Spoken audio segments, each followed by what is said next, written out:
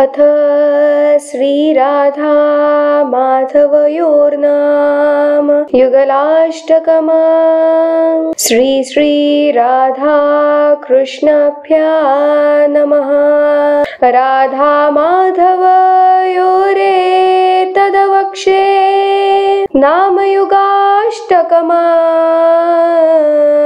राधा दामोदरो पूर्व राधिका माधवो तत वृषभानुकुमारी च तथा गोपेन्द्रनन्दना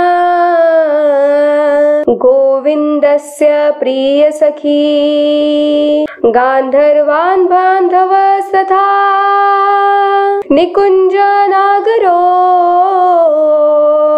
गोष्ठकिशोरजना शेखरो वृन्दावनाधिपो कृष्णवल्लभा राधिका प्रियो इति श्रीरूपगोस्वामी